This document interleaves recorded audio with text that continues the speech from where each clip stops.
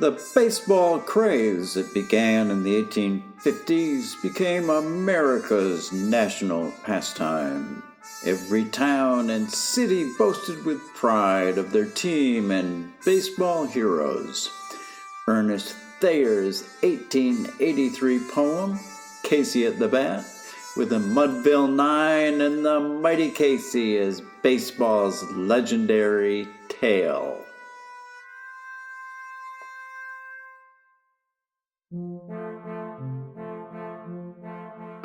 The outlook wasn't brilliant for the Mudville Nine that day. The score stood 4-2 with but one inning more to play. And then when Cooney died at first and Barrows did the same, a sickly silence fell upon the patrons of the game. A straggling few got up to go in deep despair. The rest clung to the hope which springs eternal in the human breast.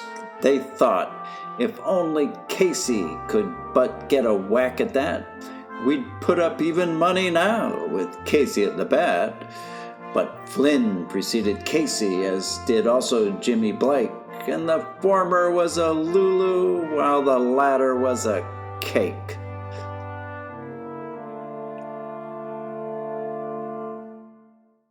So upon that stricken multitude,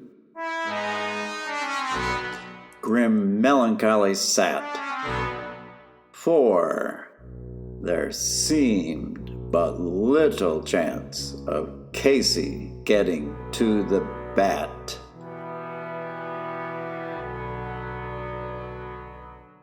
But Flynn let drive a single to the wonderment of all, and Blake, the much despised, tore the cover off the ball.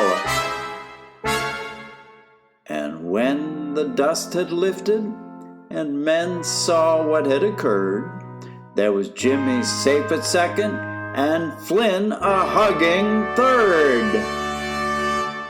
Then from 5,000 throats and more there rose a lusty yell. It rumbled through the valley, it rattled in the dell, it pounded on the mountain and recoiled upon the flat. For Casey, mighty Casey, was advancing to the bat.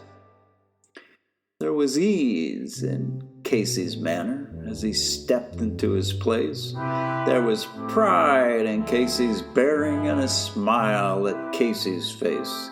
And when, responding to the cheers, he lightly doffed his hat, no stranger in the crowd could doubt 'twas Casey at the bat. 10,000 eyes were on him. As he rubbed his hands with dirt, 5,000 tongues applauded when he wiped them on his shirt.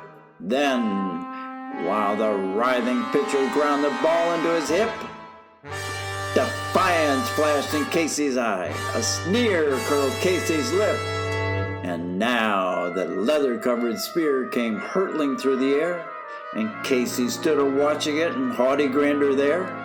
Close by the sturdy batsman the ball unheeded sped. "That ain't my style," said Casey.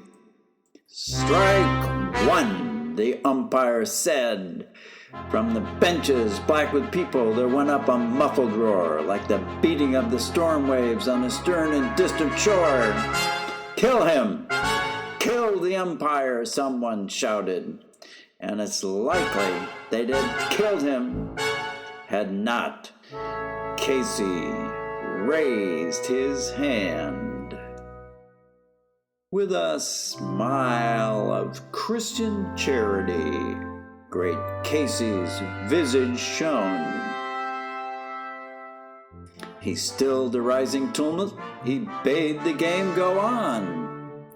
He signaled to the pitcher, and once more the spheroid flew, but Casey still ignored it.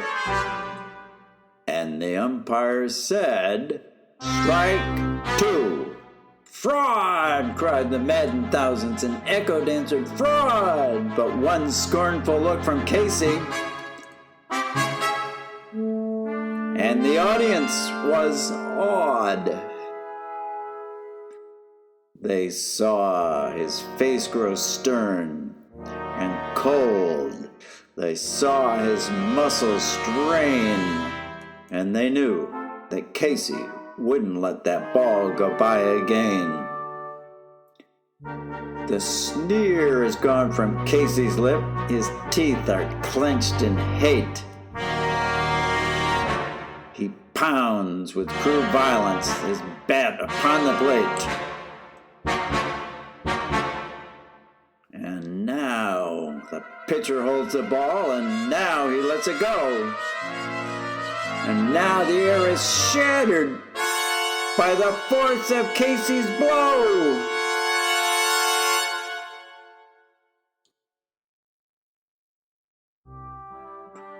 Oh, somewhere in this favored land, the sun is shining bright. The band is playing somewhere, and somewhere hearts are light. And somewhere men are laughing, and somewhere children shout. But there is no joy in Mudville. Mighty Casey has struck out.